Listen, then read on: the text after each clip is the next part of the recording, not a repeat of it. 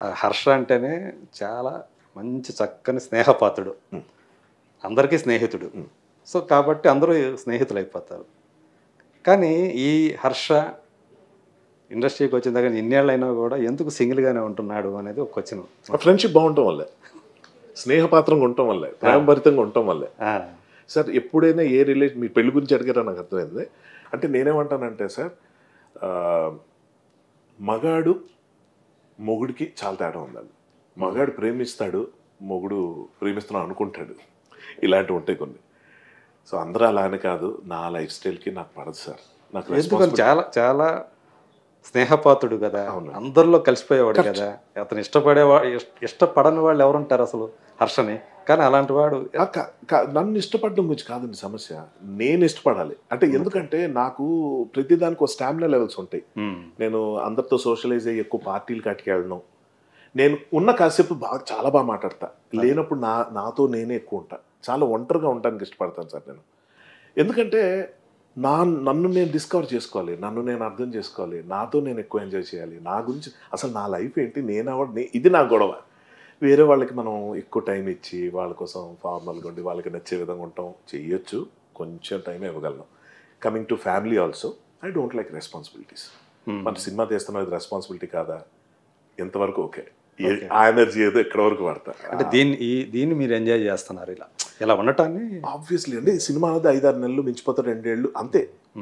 ఆ తర్వాత ఇంకో దానికి వెళ్తాం, ఇంకోటి. అంటే నా దృష్టిలో ఏంటంటే life should move on sir. ఒక్కొక్కటి వదులుకుంటూ వెళ్ళిపోవాలి మనం. కానీ మీ ఎవరైతే పేరెంట్స్ ఉంటారో, మీ చుట్టూ మీ బంధువర్గం ఉంటారో, వాళ్ళందరూ కూడా అడుగుతూ ఉంటారు. ఒకప్పుడు అడిగేవారండి. ఇప్పుడు నా ఏజ్ దృష్టి అడగరు. కానీ ఏజ్ అన్నది దానికి ప్రాబ్లం కాదన్నది వేరే టాపిక్. కానీ పాయింట్ ఏంటంటే మా ఫాదర్ ఫస్ట్ నన్ను అర్థం చేసుకున్నారు. అవునా? ఓ ఇలా అనుకుంటున్నావు నువ్వు లైఫ్ని, అది ఇదని చెప్పి ఆయన 2 జాగ్రత్తలు చెప్పారు నాకు. ఓకే.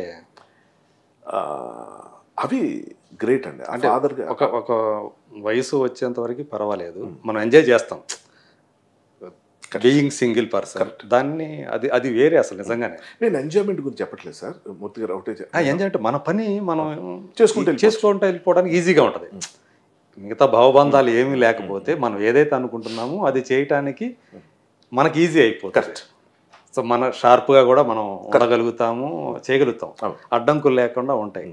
సో ఈ వచ్చినట్టు ఆ బాధ్యతలు అన్నీ తంతా ఉంటాయి, టైంకి వెళ్ళాలి, ఇంటికి ఎదురు చూస్తూ ఉంటారు, ఈ ఫీలింగ్ తోటి వాళ్ళు కొన్ని ఉంటాయి.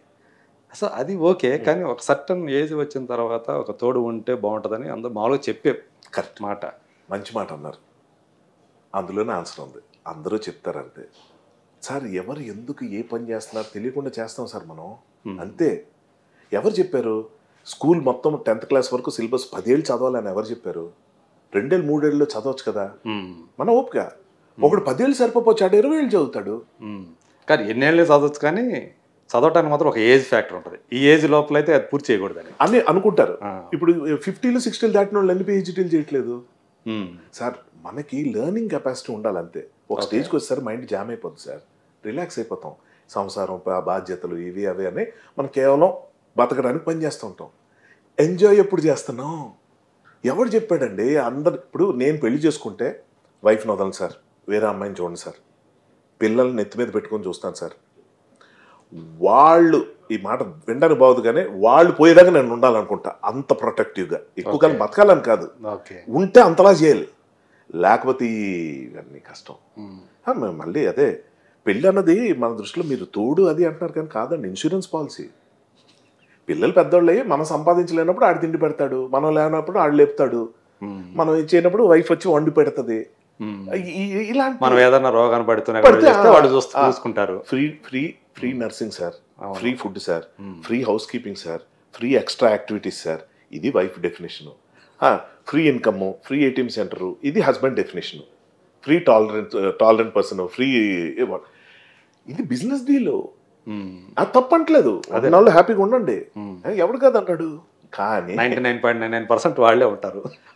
అంటే తప్పక, అంటే మీరు చూడండి 99 ఇప్పుడు చెప్పారు కాబట్టి ఈ సంవత్సరం 23 కదా, మనం మళ్ళీ 28లో చూద్దాం. నేను 5 ఏళ్ళ గురించి మాట్లాడుతున్నా. ఓకే. రేషియో ఏ రేంజ్లో మారుతుంది చూడండి.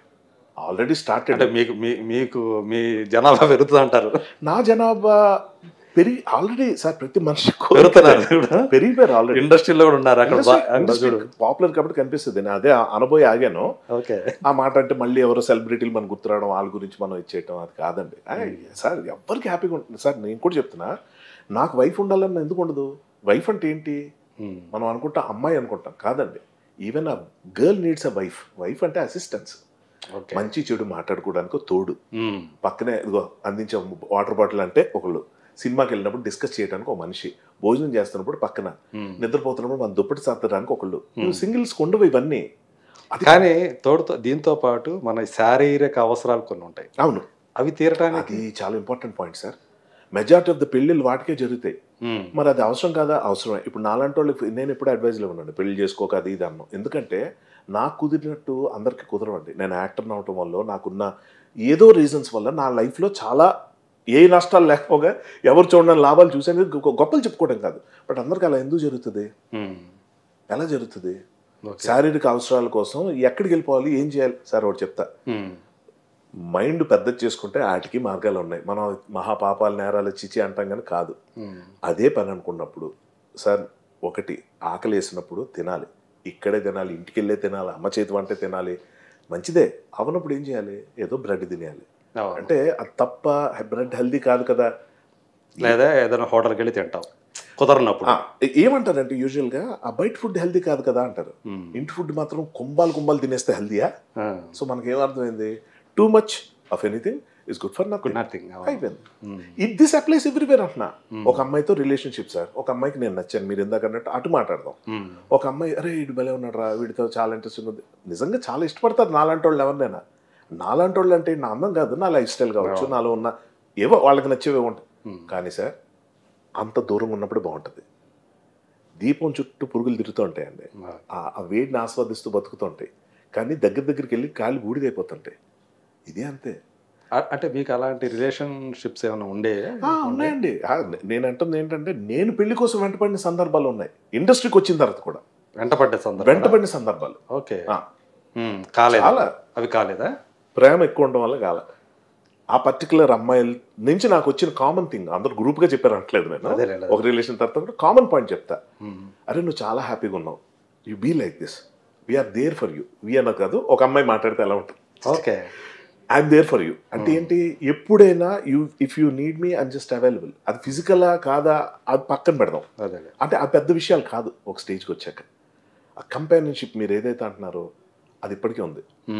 బ్రేకప్ అయిన అమ్మాయిలు కూడా, ఒక అమ్మాయికి నాకు ఈ బ్రేకప్ అయింది అనుకుందాం, ఆ అమ్మాయి కాన్స్టెంట్గా నా పోస్టులు, నా కమెంట్స్, నా దానికి ఏం వస్తున్నాయి, నా బయట ఎటువంటిది వస్తుంది, ఇవన్నీ నన్ను చెక్ చేసి చెప్తుంటుంది. కొంచెం చూసుకో, అదేదో యూట్యూబ్ హెడ్డింగ్ ఒకటి పడింది అని. ఏంటి అని స్క్రీన్ షాట్ పంపించింది. అందులో ఏముందంటే, మనం సినిమాలో డైరెక్టర్ నాకు స్వేచ్ఛనివ్వడం వల్ల నేను డైరెక్షన్ చేశాను అని ఉంది. ఎక్కడ వాగేశాను రా బాబు అని వీడియో నొక్కా. ఫస్ట్ ప్రెస్ మీట్ ఆఫ్ మామ మచ్చింద్ర మన యూట్యూబ్లో వచ్చింది.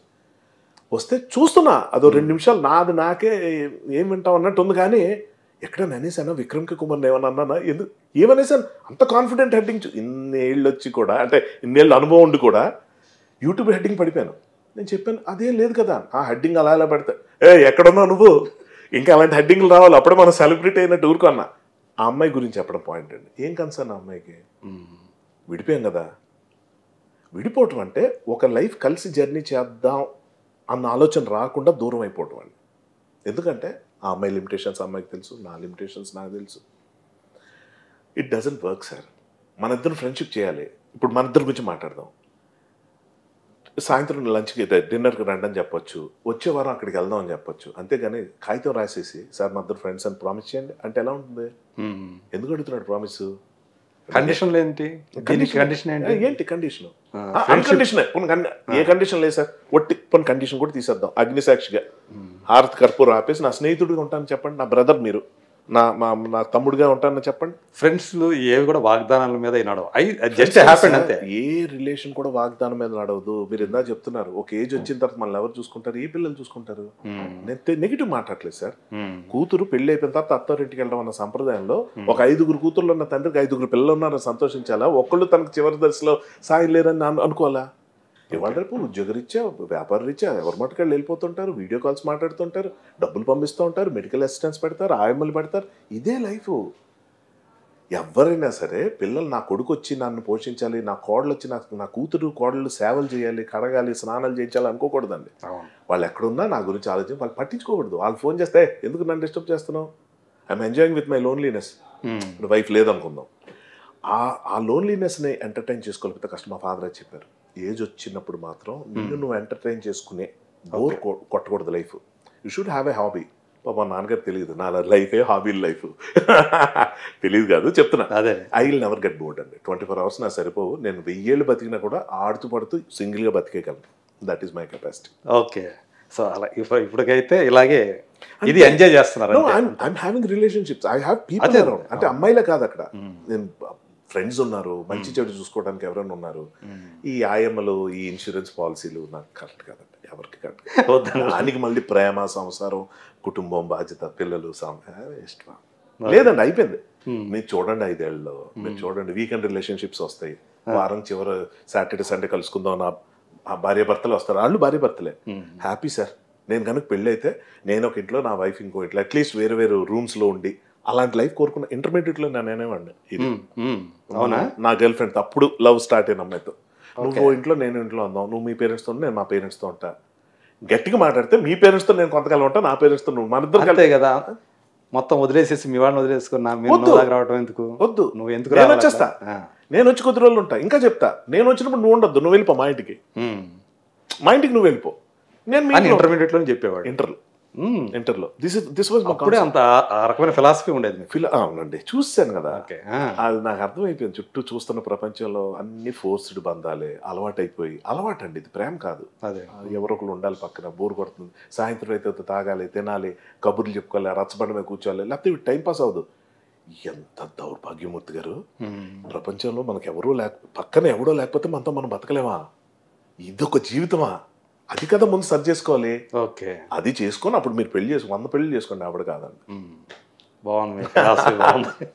సో మీరు పూర్తిగా రకంగా ఏంటంటే ఒక లైఫ్ని మీరు ఎంజాయ్ చేస్తున్నారు, ఆస్వాదిస్తున్నారు. 200%.